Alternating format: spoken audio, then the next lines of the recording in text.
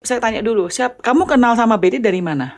Nah, dulu tuh my ex client, jadi weddingnya Oh, saya yang handle. handle. Ya, Oke. BD sudah pengalaman, lebih fokus ke mesin dan slimming. Kita mencoba Kerjasama. untuk ya kerjasama bareng. Awalnya lumayan oke. Along the way ya kita cari dia susah banget. Mau hubungin ya seolah-olah tuh kita pegawainya dia, padahal kan kita partner gitu kan. Karena kami melihat ini ada Pemerasan. rekayasa kasus dan adanya kriminalisasi untuk tujuan tertentu, pemerasan.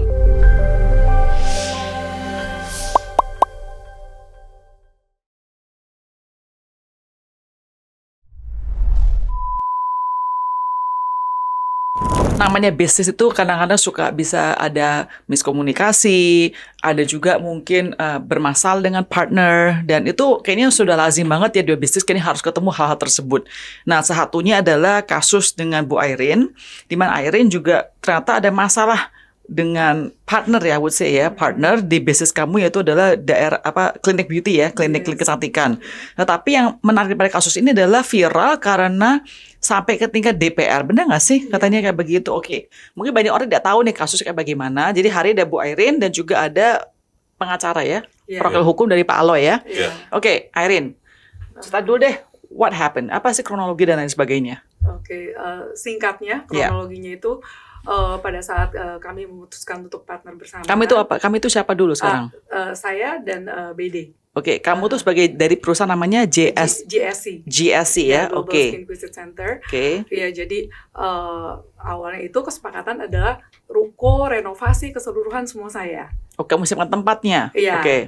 Lalu dari BD butuh 3 ruangan. Oke. Salah satu ruangannya itu ruangan yang di lantai dasar karena dijanjikan ada mesin pico laser yang besar. Ya, dan lalu logo dipasang di atas. Oke. PT masing-masing. PT masing-masing. Oke. Alright. Ya. Equipment dari siapa? Equipment semua saya, kecuali equipmentnya Pico tadi itu. Jadi Pico dari si BD, tapi Betul. Lain semua dari kamu. Semua dari saya. Oke, terus kalau saya dengan detail ya. Furnitures. Nah, kalau renovasi khusus 3 ruangan itu tuh renovasi dalamnya mereka. Tapi mereka juga cuma betulin satu sisi aja, karena temboknya juga dari saya. Oke. Iya. Nah, terus udah gitu kayak lemari dan sebagainya di dalam, pokoknya hubungan dengan mereka punya. Oke. Iya. Terus kalau dokter, nakes, administrasi semua tenaganya itu semua dari siapa? Nah, kalau dokter saya. Dokter dari kamu? Karena injectable saya. Oke. Nah, tetapi mesin Pico itu ternyata kan memang harus di-operate sama dokter. Oke. Nah, mesin Pico-nya sendiri dan dokter itu sendiri sampai dia mengeluarkan mesin, hari dia mengeluarkan mesin itu tidak pernah datang. Oke. Tidak pernah ada. Pico-nya tidak pernah datang sama Tidak sekali. pernah datang. Oke, sorry. Jadi tadi kamu bilang dari dokter injectable semua dari kamu. Ya. Semestinya ada dokter buat Pico, tapi Pico tidak pernah datang. Kalau satu administratif kayak reception dan lain sebagainya, masing-masing juga. Masing-masing juga. Jadi satu ruangan ini di gedung ini, gedungnya di mana lokasinya? Di PIK. Di PIK. Di PIK ini ada berapa lantai sih rukonya? 3. 4 lantai. 4 lantai. Ya. Jadi selain ada BD dalam ini 3 ruangan, yang ruangan lain itu apa? Ruangan buat lain produk untuk treatment juga. untuk kamu punya Ya, yang nggak ada hubungan sama BD sama Betul. sekali. Oke. Sudah berapa lama sih kamu kerjasama dengan BD ini? Sebenarnya dari pembukaan cuman sampai bulan Mei. Jadi awal. pembukaan saya nggak tahu kapan. Mei. Oh, cuma March, iya. tahun Mei. tahun apa ini? Tahun ini? 2024. Oke, March and May 2020. Jadi tantangan tuh di bulan Maret. Yes. Bukanya tanda tangannya di bulan Januari. Oke, tapi officially Maret. Iya. Oke, saya tanya dulu, kamu kenal sama BD dari mana? Nah, dulu tuh my ex client, jadi weddingnya Oh. saya yang Handle. Iya. Oke. Dan biasanya saya memang sama semua klien hubungannya baik, kita Sure. masih keep in touch dan mereka percaya sama saya. Jadi ya itu karena BD sudah pengalaman, punya klinik kecantikan lebih dahulu, tapi lebih fokus ke mesin dan slimming. Jadi ya kita mencoba untuk ya kerjasama bareng. Alright. BD sudah berapa lama selain di PIK ini ada lokasi lain BD ini? Ya. Oke, dan dia sudah lebih lama daripada kamu. Betul. GSC sendiri sudah berapa lama? Baru yang ini aja. 2020 ya. Oke. Betul. Jadi kamu baru mau memulai bisnis ini masuk ke dalam skincare, what's the word? Beauty clinic ya? Beauty clinics. ya. Alright. Selama Maret, April, Mei 3 bulan ini, dari awal kamu merasa vibe-nya sudah baik atau tidak? Awalnya lumayan oke. Ya banyak kasih intinya seperti mau membantu lah, karena kan saya nggak pengalaman. Ya udah nanti saya bantu Cici seperti itu. Nah tapi along the way ya kita cari dia susah banget. Terus mau hubungin ya seolah-olah tuh kita pegawainya dia, padahal kan kita partner gitu kan. Akhirnya apa yang saya pikir bisa membantu, akhirnya saya cari tahu sendiri semuanya.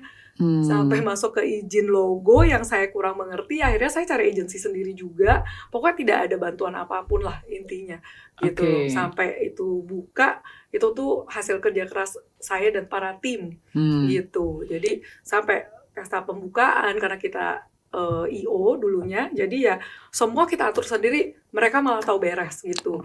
Nah sampai izin terakhir kita sudah warning, kita bilang ini izin tuh udah mau dari Sudinkes sudah mau istilahnya kunjungan terakhir untuk approve kita punya izin. Nah itu ada 2 logo, kalau ada 2 logonya logo kan, JSC sama logonya BD. Iya. Nah kan harusnya dia yang sudah lebih dulu, dia yang lebih ngerti. Tapi dia nggak kerjain logonya juga izinnya. Dan dia minta nomor agensi kita lewat asisten saya, sudah dikasih. Habis itu tapi nggak ada follow up sama sekali. Sorry, saya mau deketin soal. Ya. Takutnya. Oke. Alright. Jadi dari awal ekspektasi kamu berpartner dengan BD ini apa? Ekspektasinya bisa maju bareng, bisa banyak discussion, karena emang dari dulu pengen banget punya partner. Beauty clinic ya? Iya, karena kan saya masih belum dibilang expert banget di beauty, kan masih belum. Baru. Ya baru gitu, walaupun saya sudah banyak belajar, sudah banyak mencari tahu gitu. Nah kan ya ekspektasinya ntar kita jalan sama-sama, maju bareng-bareng. Ada masalah kita bisa cari solusi bareng. Intinya mau banget punya partner yang bisa grow together. Yeah, grow together, because I believe if you walk alone, then you will walk fast. But if you walk together, you will grow big, right? Perjanjian kamu sama BD ini, bagaimana masalah profit sharing, revenue sharingnya bagaimana? Ada jelas tertulis? Ada jelas tertulis. Apa? Boleh tahu nggak? Ya, intinya kalau misalnya memakai mesin dia, ya saya akan mendapat sejumlah commission. Gitu. Jadi percentage wise ke kamu? Iya. Jadi jumlah commission itu anggap seperti bayar uang sewa, karena kan dia tidak bayar uang sewa. Dia tidak bayar sama sekali. Tidak. Jadi kamu tadi bilang pas kamu kasih ruangan itu renovasi yang dari pihak kamu, pokoknya tidak di charge kepada BD. Tidak. Jadi dia masuk, dia mau tambah-tambahin biaya sendiri. Alat punya dia beli sendiri. Kalau dia perlu dokter dan lain sebagainya, pokoknya dia biaya sendiri. Jadi biaya dalam ruangan 3 itu semua di handle sama dia. Kalau dia ada klien, kasih kamu komisi. Benar ya? Benar gitu. Begitu juga kalau misalnya dia ada, misalnya klien yang pakai mesin nih, terus pegawai dia bilang, bagusnya dicampur sama injectable ini. Nah dari kita juga kasih referral juga. Ya seperti itulah. Which is by the way, saya nggak tahu kalau teman-teman tahu kan, saya di rumah sakit juga itu sangat common ya. Jadi dokter refer ke sana dapat percentage, itu it's a very common business practice di healthcare. Jadi dari awal sudah ada PKS jelas menunjukkan perbagian-perbagian tersebut. Betul. Dia cuma menyediakan Pico saja atau ada barang-barang lain selain Pico? Pico, ada Exilis, terus ada seperti RF. Bu, ya terus udah gitu, slimming. Slimming, alright. Slimming gitu. Nah, dari bulan Mei ini, apakah ada pasien datang ke klinik tersebut? Di Maret ada datang nggak pasien ke klinik tersebut? Ada, tapi nggak banyak. Jadi di bawah ekspektasi kamu? Iya, benar? Karena izin kita belum keluar. Kalau izin belum keluar memang tidak boleh praktek kan? Iya, harusnya nggak boleh. Terus kalau ada pasien tapinya? Nah, kita bilangnya kita masih under under registration. Itu gitu. Kalau itu secara hukum boleh? Secara hukum harusnya sih kalau nggak terlalu banyak harusnya boleh ya Bu ya. Nggak tahu, Pak Aloy bagaimana? Ya, kalau buat trial sih masih bisa. Kalau belum terlalu. Iya, saya di advice sama agency kalau buat trial probandus masih oke. Ya. Jadi kalian tidak banyak karena izin belum selesai, belum keluar, benar ya? Alright. Tapi tidak ada masalah yang lain kan? Maksudnya selain tidak ada customers karena izin belum selesai, apakah tiba-tiba ada muncul isu lain selama 3 bulan ini, dari bulan Maret sampai bulan Mei ini, selain tidak tadi izin tersebut? Ya, terus terang memang berjalannya kita operasional itu ada gesekan-gesekan. Contohnya sebenarnya apa? Yang mestinya bisa didiskusikan gitu. Tapi kemudian tadi nggak bisa kontak sama dia? Iya, jadi dia kirim 2 orang pegawai ya kan. 2 orang pegawai ini mungkin selalu kasih report yang Baik. kurang baik Kurang gitu baik. loh. Sementara saya tiap hari di klinik, dia tidak pernah datang ke klinik. Oke. Nah, sebelum itu dari awal ributin logo mau yang besar, nggak mau di bawahnya saya. Terus logo di fasad juga menghubungi kontraktor saya langsung, nggak minta izin saya, mau minta lebih gede. Ya kontraktor saya kasih tahu saya, so ini gimana nih, kok dia minta lebih gede? Saya bilang jangan ikutin saya, kecuali akhirnya karena saya nggak mau ribut, saya bilang kalau gitu gini deh, kita split 50-50 aja. Tapi nggak mau. Kalau nggak mau ya follow the rules. Kayak saya misalnya mau masuk rumah Bu Grace, undang saya untuk tinggal, ya pasti saya ikutin dong. Oh Irene, kamu cuma boleh pakai kamar ini ya. Terus kamu cuma boleh pajang foto di kamar kamu, jangan pajang foto di depan. Ya gitu kan? Aja, oke. Iya Tapi kan? dia nggak mengikuti hal tersebut. Ya udah beberapa kali argue. Terus ya saya bilang gampang Kak, 50-50 aja gitu. Tapi dia nggak mau. Nggak mau. Ya kalau nggak mau ya ikutin ya, dia ikutin. Nanti masuk ributin seragam. Mau pakai seragam dia yang biru lah. Kita kan semuanya pink. Kan aneh, dan bukan saya egois nggak boleh pakai brand dia ya. Kita taruh GSC. Karena katanya kalau di bawah jelek, ya sudah saya ikutin di sini. Akhirnya udah. Tapi nanti berapa hari kok datang pakai biru. Asisten saya tanya, oh iya masih di laundry. Maksudnya nggak ada itikat baik untuk saling komunikasi. Terus udah gitu pada saat taruh resepsionis di depan, tahu-tahu kalau ada tamu datang, resepsionisnya nyamperin, menghalangi resepsionis saya untuk bicara. Nah itu saya memang nggak lihat sendiri, tapi mereka cerita ke saya. Nah asisten saya memperhatikan. Terus ya kita mencoba untuk bicara langsung dengan tim mereka lah yang ada di situ kan. Tapi ya 2 orang itu salah satunya amat sangat tidak kooperatif, yang namanya.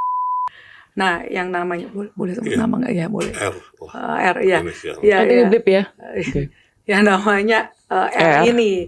Nah, yang O ini orangnya masih oke lah gitu. Kita nggak komplain karena udah cukup mengganggu kenyamanan sesama tim. Jadi kita minta yang R ini diganti gitu loh. Tetapi bukan disambut baik, tapi malah menjebak saya dengan hari itu bikin saya marah, direkam. Suara saya. Gitu. Jadi sudah di-plan begitu baiknya gitu loh. Kamu merasa di-trap, kamu merasa diperangkap gitu. Iya. Terus jadi waktu dia naik, saya ajak ngomong, dia buang muka. Nah, saya panggil, bisa sopan nggak gitu. Saya lupa. Itu yang jadi akhirnya di-accuse ya, kamu katanya membuli. Iya, itu dan dimasukin ke Instagram, suara saya kenceng banget gitu. I see, okay. Pokoknya di saat kita kasih tahu baik-baik, menurut dia, oh nggak begitu, padahal dia nggak pernah lihat sendiri gitu loh.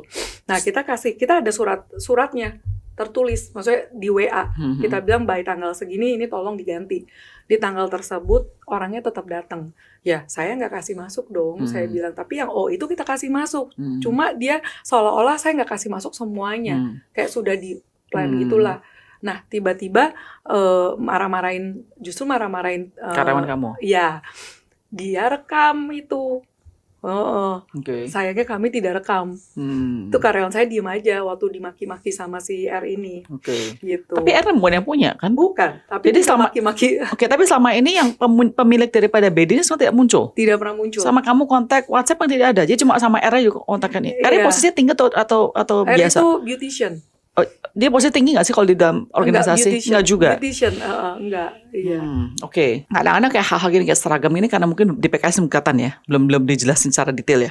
Logo apa semua itu. Jadi ada kesalahan di pihak kamu juga loh. Iya, betul. Karena tidak ada tulisannya kan. Jadi tapi kan segala sesuatu bisa dimusyawarahkan. Ya, ibaratnya kan saya pernah bilang sama dia, ya kayak kamu kawin lah.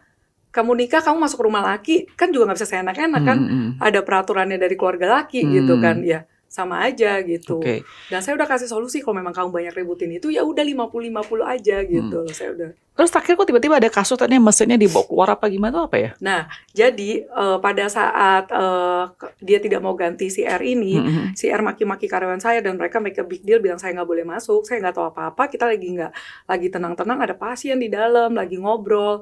Terus saya juga suka ada tamu karena kan baru buka, tamu datang, kita ini tahu-tahu dia datang ngeluarin mesin tanpa ngomong loh, tanpa Si R-nya info. itu? Bukan, si BD. Oh si BD, iya maksudnya ada orang BD datang ambil keluar Iya, mesinnya. Iya, Oke. nggak bilang kita, nggak Oke. info ke kita. Terus ya main keluarin aja, nggak, maksudnya kan sebagai partner kan Ya ada harusnya, etika, kasih tahu dan lain sebagainya. saya keluarin aja deh atau gimana ya kan gitu loh. Tidak ada kabar sama sekali, tiba-tiba kamu surprise berarti? Kaget, saya lagi Kaget nggak ada sekali. di tempat, lagi makan siang. Oke, itu bulan apa itu? Itu bulan 23 April. Bulan April ya? Bulan April, jadi belum nih Mei. Jadi terus eskalasi semua hal-hal kecil-kecil ini menumpuk. Terus kenapa tiba jadi ke hukum ya? Di mana titiknya yang Puncaknya di berubah? 23 April itu. Iya, Yang mesin tadi keluar itu kan? Jadi poinnya, Bu, maksud dan itikat kami yang selama ini mencoba mengkomunikasikan yang tidak digubris, maksud kami baik, malah saya dilaporkan polisi ya intinya. Sorry, bentar wait. Jadi kamu tidak pernah melaporkan polisi dulu? Nggak pernah. Jadi yang melapor polisi pertama itu adalah mereka? Betul. Oh. Jadi Bu, setelah ini udah lewat, setelah dia sudah mengambil mesin, terus tidak ada kabar apa-apa sama sekali. Terus kita mau semuanya rapi. Bu Grace tahu kan ya kalau rumah sakit Dinkes datang itu kan udah kayak kita ujian akhir kan. Saya mau rapikan dan juga kamar di bawah itu kan boleh dibilang kalau di klinik itu prime area. Itu hak saya untuk mau pakai. Jadi saya bilang tolong dirapikan. Ya kalau nggak salah gitu kan. Saya boleh. Will, bener ya? Iya kan? Betul. Terus saya lupa tanggalnya. Ngapa? Ya lalu naik ke kita minta dirapikan. Dia asistennya jawab, oh bukan otoritas saya. Saya bilang ya tolong bicara dong sama atasan kamu. Nggak ada jawaban, nggak ada apa, ya udah akhirnya kita inisiatif untuk merapikan. Kita pindahkan barangnya baik-baik dan lantai bawah itu kita bersihkan untuk kunjungan Dinkes juga dan juga untuk kita pakai untuk terutama untuk pasien-pasien lansia sih sebenarnya. Okay. Karena kita nggak punya lift. Ya, lalu setelah itu kita copotkan dulu logonya, gitu loh. Kalau sampai nanti Dinkes udah beres, tinggal baru dinaikin lagi. Dan rapi, Bu, bayar orang, bukannya bukan cowboy style lah. Iya, lagian tinggi banget, namanya itu udah rapi, benar-benar rapi, Bu. Dan tuh ada tanda terimanya loh pada saat mereka ambil di bulan November. Dan pada saat diturunkan, mungkin dia merasa egonya kena gitu. Tapi kamu sudah memberitahu hal ini dikerjakan pada pihak BD. Oke. Sudah bilang ini izin Dinkes mau datang, nggak ada kabar. Jadi ya kamu kan harus go ahead. Iya, tapi ada statementnya, pokoknya ada. Oke, fine. Gitu. Tidak ada itikat baik untuk bilang, oh ya, gue lagi ngurusin. Oh ya ini. Sampai kita ngecek ke agentnya. Jadi gimana dia udah kontak apa belum gitu loh. Ya sudah, karena kita sudah dapat tanggal, kita mesti mesti fokus untuk ini. Ya kita rapikan dulu. Sure.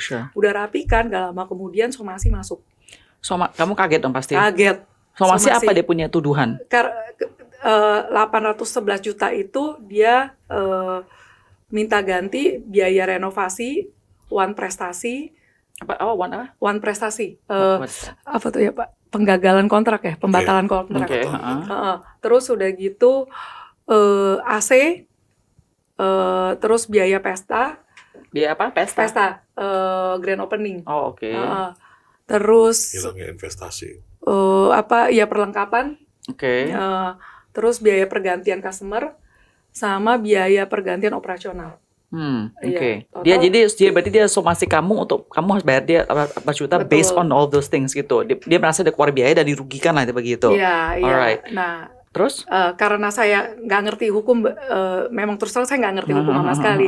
Jadi waktu kita kan ada dulu ada notaris dan lawyer company lah yang bikin kontrak. Jadi saya tanya, ini gimana ya? Terus saya tanya, lawyer saya bilang, Bu, itu bukan surat lawyer, itu surat bikin sendiri dari company. Udahlah Bu, ngadi-ngadi gitu kan. Ya udah saya juga cuekin aja. Iya. Okay. Gitu. Jadi ya udah. Datang kedua, datang ketiga, toto panggilan polisi, Polres. Saya nggak takut juga, saya nggak pakai lawyer juga, Bu. Habis kita nggak salah ya, nggak ada maksud apa-apa, penipuan, penggelapan, pengerusakan. Saya jadi geli sendiri kan. Ya udah saya bilang kalau gitu cepet deh datengin polisinya, biar jelas dan biar ini cepet selesai. Ternyata malah gara-gara saya datang tepat waktu, taat, dimintain bukti-bukti. Saya rapi kasih ada ininya semuanya. Terus? Terus tahu-tahu naik ke apa lidik apa sidik? Sidik. Oke. Sidik, bukan lidik, sidik. Sidik. Naik ke sidik. Kaget dong. Bu, kenapa naik ke sidik? Tapi masih juga saya nggak pakai lawyer. Sorry, buat tahu nggak? Ini apa mungkin penonton juga perlu tahu ya. Apa sih perbedaan antara dipanggil polisi tadi polisi datang sama sidik itu perbedaannya apa? Ya, diawali kan dalam proses pembuatan laporan. Itu awalnya adalah lidik. Lidik itu mencari apakah dugaan tindak pidana yang dilaporkan itu benar-benar terjadi atau tidak. Oke, jadi dia dikerjakan pertama-tama dia dibilang itu kan? Oke, terus polisi merasa ada. Jika dengan 2 alat bukti yang cukup ada, maka ditingkatinlah prosesnya menjadi penyidik. Berarti artinya tadi polisi datang, mereka merasa bahwa ada buktinya cukup untuk lanjut ke tahap kedua dong. Polisinya belum datang.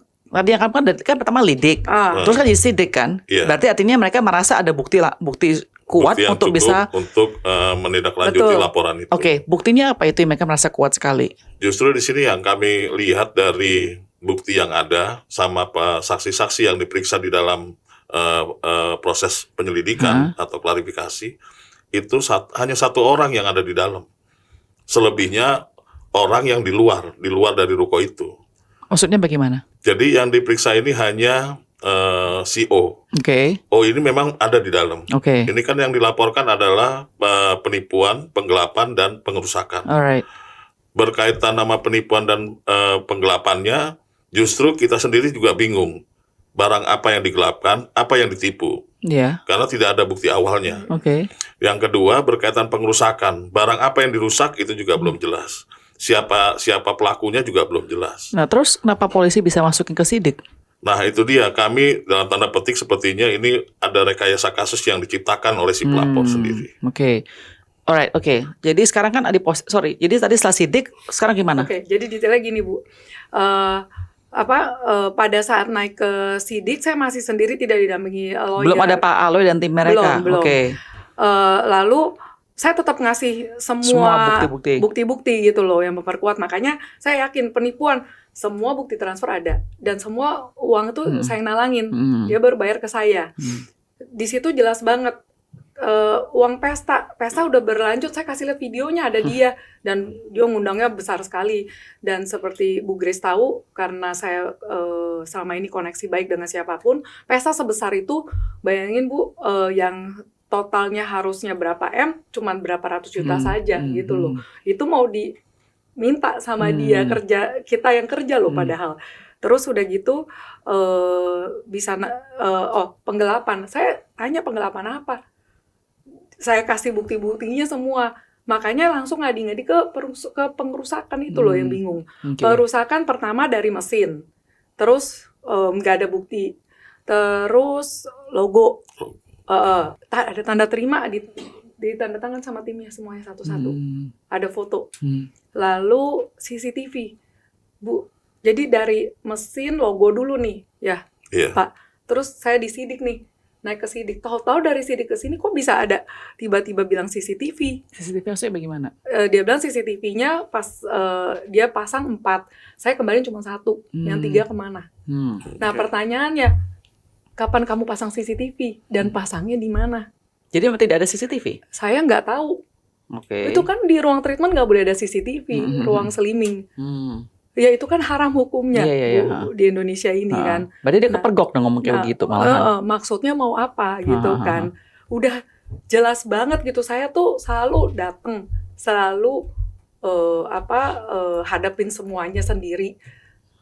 Karena memang saya tidak melakukan gitu loh, Bu. Makanya bingung, tahu-tahu naik ke tersangka. Jadi dari sidik tersangka, itu ada another step lagi. Jadi udah tersangka, makanya saya panggil lawyer. Oke. Betul. Oke, jadi sekarang posisinya bagaimana statusnya? Kalau statusnya ya masih tersangka sampai hari ini. Tersangka tuh apa hukumannya buat Ibu Irene kalau ternyata salah? Jadi berdasarkan keterangan dari penyidik Polres Jakarta Utara, Ibu Irene ini diduga melakukan tindak pidana pengerusakan. Apa yang dirusak menurut penyidik adalah CCTV, emblem yang logo tadi, sama mesin.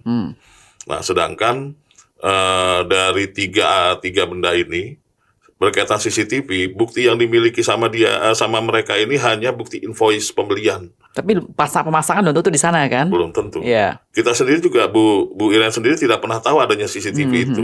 Karena memang tidak layak keberadaan CCTV itu di ruang perawatan. Oke. Itu yang pertama. Terus juga berkaitan pemasangan apapun yang nempel di tembok apa segala macam, harusnya kan minta izin terlebih dahulu Iya. kepada Ibu Iren sebagai pemilik ruko itu. Nah, ini nggak pernah dilakukan. Oke. Sehingga kami sendiri juga bertanya, kalau misalnya CCTV itu kami copot, yang jumlahnya adalah 4, pastinya ada rekaman CCTV di mana kami copot. Terus nggak ada? Tidak ada. Oke. Yang ada hanya 1 CCTV, itu pun bukan Ibu Iren yang copot. Yang copot adalah orang lain. Nah, pertanyaannya siapa dia? Kami juga nggak tahu. Itu di mana posisinya? Menurut dia ada di lantai 1, di ruangan Di lantai dalam. 1. Oh, yang copot bener Pak, itu kontraktor. Oh, kontrak. Iya, Kontraktornya siapa itu? Kontraktor kita. Oke. Iya. Alright. Karena kan kita kaget, itu di ruang treatment pasang Ada CCTV, nggak iya boleh. gitu. Oke. Alright. Dan itu juga pemasangan itu kan tidak ada izin dari kita. Jadi masang tuh mereka yang nyopot kamu ya? Benar Iya, ya? Oke. benar. Alright. Bukan dong, yang nyopot mereka. Enggak, kontraktor. Iya, iya. Kontraktor. Tapi maksudnya Kontraktornya kontraktor Ibu Iren. Iya, maksud saya itu poin saya. Iya. Karena pemasangan CCTV itu BD ini meminta bantuan kontraktor dari Ibu Iren untuk memasang. Iya. Nah, kami punya bukti dari percakapan kontraktor dengan pihak bahwa di situ pihak kontraktor justru mempertanyakan pemasangan itu udah ada izin belum ke udah ada saya. izin Jadi belum ada dari Ibu ternyata Iren. ada percakapannya udah diingetin sama Nah, kontraktor. ternyata karena belum ada izin dicopot sama mereka. Oh, oke. Terus ketiga apa tadi Bapak bilang kan CCTV renovasi apa ketiga? Nah, yang mesin di sini kami terus terang kan mereka bilang bahwa mesin di lantai 1 dipindah atau dilempar kata mereka, Dengan brutal. dibuang dengan brutal ke tempat yang tidak layak, Tempat sampah gitu. Tempat sampah. Nah, memang di bisnis klinik ini kan kita harus ada satu ruangan buat limbah. Dan ini boleh dibilang baru jalan dua bulanan lah. Dan belum ada limbah gitu. Memang ada ruangan kosong. Dan itu tulisannya adalah limbah. Jadi mesin ini kami geser ke situ karena apa? Kalau kami pindah ke tempat lain takutnya rusak. Jadi hanya kami geser ke situ. Tapi mereka bilangnya mesin ini dibuang dengan brutal. ke indah limbah. Iya. Nah, terus yang paling lebih aneh, pengambilan mesin itu kan tanggal 23 April. Paginya itu diawali dengan adanya keributan si R dengan karyawan kita. Bahwa karyawan kita minta supaya R tidak masuk lagi. Nah, terjadilah keributan di depan, tiba-tiba di siang hari mereka berbondong-bondong datang nih dari BD untuk mengambil mesin. Nah, di situ pihak kita juga nggak bertanya-tanya ini ada apa segala macam, dan mereka juga tidak pernah menjelaskan ada apa. Mereka lah yang menurunkan itu semua dengan dilapis pakai satu plastik atau kertas gitu ya. Kita ngelihatnya sih hati-hati. Kami punya rekamannya untuk penurunan mesin itu. Dan di situ juga kami tidak pernah mendapat klaim dari mereka. Khususnya yang di lantai 1 ya. Tidak pernah mendapat klaim bahwa ini ini kok barang lecet, ini kok rusak atau apa gitu, enggak. Gitu loh. Nah, terus juga berkaitan barang-barang yang lain itu diambil di bulan November. Setelah mereka buat tahun LP. 2024. Iya. 2024 ya. Iya. Kan pembuatan LP itu tanggal 7 Mei. Nah, pengambilan barang seluruhnya di tanggal 29 November 2024. Nah, barang-barang atau bukti yang sekarang ada di Polres Jakarta Utara itu seluruhnya barang yang diambil di bulan November. Tapi LP ini di bulan lebih duluan. Lebih dulu LP-nya. Oh. Jadi makanya kita ngarai bahwa sebetulnya pada saat pembuatan LP itu mereka belum punya Nggak bukti berdasar apapun. apa? Oke. Hanya berdasarkan perjanjian. Itu yang membuat kami bertanya, dengan dasar perjanjian ini kok klien kami bisa dilaporkan penipuan, penggelapan, dan pengusakan. Padahal nyata-nyata di dalam perjanjian disebut jika terjadi konflik, maka akan dilakukan musyawarah atau menempuh jalur arbitrase. Iya. Ini tidak mereka lakukan. Oke, Pak, saya mau tanya dulu nih. Yang tadi saya tanya awal-awal, kasus ini kan tadi Bapak bilang sekarang di tersangka kan? Katanya ada DPR atau apa hubungan dengan DPR-nya itu? Katanya saya dengar sampai level DPR atau apa? Ya, jadi kami menduga adanya rekayasa kasus. Yang mana niatannya adalah untuk melakukan, ya tanda petik, pemerasan. Karena pembuatan LP ini diawali dengan adanya somasi dari mereka. Yang di dalam somasi itu menyatakan bahwa perjanjian telah berakhir. Dia minta tadi yang kerugian berdasarkan perjanjian itu 300 juta plus biaya-biaya yang mereka timbul. Tidak ada satupun berkaitan biaya atas kerusakan atau klaim atas kerusakan, itu nggak pernah ada. Oke. Sorry, jadi yang mengangkat ke DPR tuh pihak kalian atau pihaknya mereka? Pihak kita. Oh, pihak kalian. Oh. Karena kami melihat ini ada Pemerasan. rekayasa kasus dan adanya kriminalisasi untuk tujuan tertentu. Pak, ini kan saya berapa kali udah mengundang orang datang sini ya Pak ya, kasus hukum, bisnis dan lain sebagainya. Suka Bapak kali bilang, oh ini masalahnya tergantung siapa lebih banyak uangnya yang bisa mengatur jalur daripada hukumnya bakal ke arah mana. Iya. Nah, kalau kasus kayak begini, padahal kalau kita merasa kayaknya, oh Bu Ari itu benar sekali, tapi masih bisa menang nggak dengan bukti saja tanpa harus, sorry to say ya, bayar sana, bayar sini untuk bisa memenangkan kasusnya dia itu. Dalam perkara Bu Iren ini, saya yakin bahwa tidak ada dugaan tindak pidana apapun sebelum perdatanya diselesaikan. Oke, maksud saya makanya gini, kalau tadi berdasarkan kalian punya pembicaraan, kan fakta udah sangat jelas, bukti sangat jelas. Tadi Bu Erin bilang, semua udah dikeluarkan, tidak ada masalah sama sekali, benar kan? Tapi bisa sampai tersangka. Pertanyaan saya adalah, seorang Bu Erin, dia orang awam biasa saja, mungkin, tapi kan Anda tahu, saya tahu lawyer kalian kan sangat kuat gitu loh. Bisa nggak sih seorang seperti dia, kalau nggak ada backing siapapun juga nggak ada backingnya loh, bisa menang berdasarkan fakta yang real saja. Karena hari ini kita tahu tadi saya katakan banyak orang fakta real, tapi karena ada uangnya di lawannya jadi dikalah gitu contohnya. Ya tanpa ada bantuan dari orang-orang yang peduli, Bu Erin pasti masuk. Oke. Faktanya dari awal sampai Bu Erin ditetapkan tersangka, itu udah kelihatan kejanggalan. Jadi artinya kalau dia berjuang sendiri tanpa mencari seorang kuasa hukum, pasti kalah kan? Kalah. Tujuannya adalah Bu Erin membayar. Dari laporan sampai tersangka aja itu cepat sekali periodenya dengan semua fakta yang saya berikan. Jadi sekarang tadi Bapak bilang dari pihak kalian ke DPR ada pemerasan, pihak mereka Ibu Aira ada tersangka, benar? Jadi what's next? Apa yang terjadi selanjutnya? Apa yang kalian tunggu sekarang? What is the next step? Yang kami tunggu adalah pimpinan Polri tertinggi harusnya tahulah bahwa praktek-praktek seperti ini tuh masih aja terjadi. Dan kalau Pak Listio Sigit diam, ini akan berlaku terus gitu. Ini halnya kecil sebetulnya. Pengerusakan apa sih, hukumannya berapa sih gitu. Cuma bagi orang awam sekelas Bu Erin, pastinya dengan label tersangka aja itu udah benar. Dunia kiamat. Kita sudah kami juga kan cuma ke DPR. Jadi kita ke DPR, ke Kabarreskrim, ke Propam, jadi Irwasda, semua dari kita. Jadi arti kamu tuh kan pengen menunjukkan bahwa kamu orang benar, jangan sampai diperas, karena banyak orang seperti kamu mungkin yang kalau kalah hawa bisa saja diperas juga, benar ya? Benar, itu pesannya kamu ya. Alright. Misal contohnya kamu dimenangkan kasus ini, kamu konsumasi dibalik nggak? Pencemaran baik dan lain sebagainya. Tidak. What do you want from her? I'm assuming it's a her. Ya saya cuma mau kasus ini diberhentikan, saya mau hidup tenang aja. Maksudnya udah tidak ada deal sama dia sekali, tidak ada minta kerugian apapun juga, nggak ada. Nggak ada. Materi kerugian. Saya bukan orang yang suka mau ribut, Bu. Saya ini cuma mau hidup tenang aja deh. Jadi arti gini, kalau dia melepaskan kasusnya dia nih, udah nggak jadi deh itu tadi tersangka dicabut, kamu juga udah. Ya, jangan ganggu saya lagi. Iya, maksudnya diam aja udah, nggak bakal somasi dia, nggak bakal minta dia uang. Jangan ganggu balikin saya. Lagi. Iya. Kita memang sudah laporkan ke Polda itu untuk defense, Bu. Oke. Kamu selama ini udah dia kasih surat dan lain sebagainya ini, tidak ada satupun kontak sama ownernya tetepan. Until ownernya BD. Oh, saya pernah WA. Jadi sebenarnya saya nggak mau sampai begini. Saya mau jalan damai. Segala jalan damai itu sudah dilakukan. Saya WA tidak dibalas. Dari seseorang yang amat sangat kami hormati, orang yang kami segani lah, sudah sampai mau menjembatani, itu ditolak. Lalu sampai gereja, karena saya lihat kayaknya satu gereja. Lalu ketua sel saya mencoba untuk menjembatani juga, tapi karena dia ternyata mereka ini tidak terdaftar di gereja itu, jadi ya nggak bisa. Jadi sebenarnya segala cara untuk berdamai sudah diusahakan. Tapi tidak ada hasil. Teman saya, sahabat saya juga mencoba menghubungi kakaknya. Tidak. Ya, jadi artinya kamu selama ini belum ada kontak sama dia dong, benar ya? Iya. Jadi sejak kasus tadi nggak bilang dari awal itu dia ini. She did not contact you at all. At all. Until now. Not even say, oh, I'm sending you somasi, ya maybe Okay. you can look through anything that you don't like, ya kan? Nothing.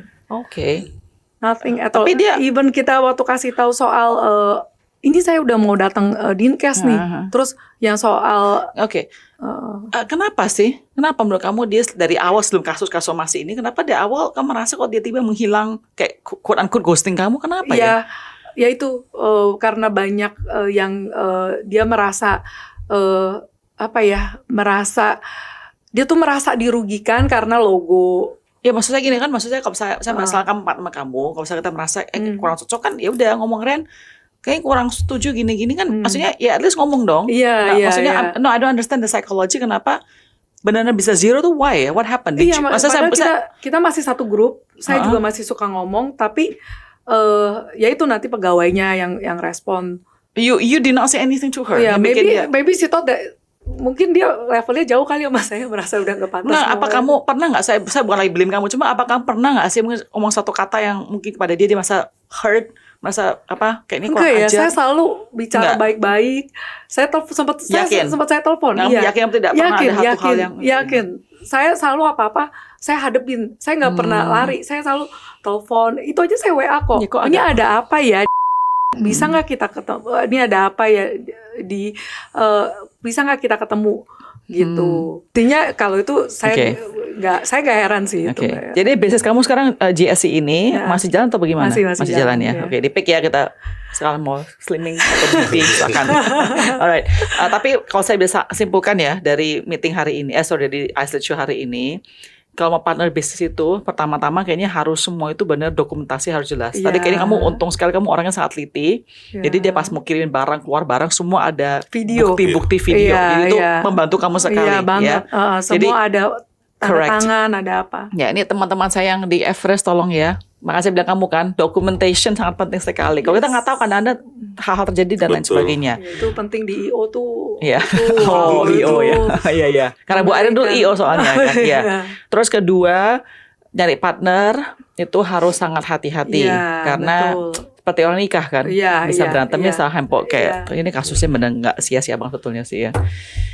Oke. Well, Airin saya tidak tahu. Kan saya kan cuma pengen dengan kasus kamu dan semoga pesan kamu tersampai kepada yang punya BD ya. Kamu cuma pengen damai, titik, tidak perlu apa-apa lagi, tidak perlu uang apa, tidak perlu.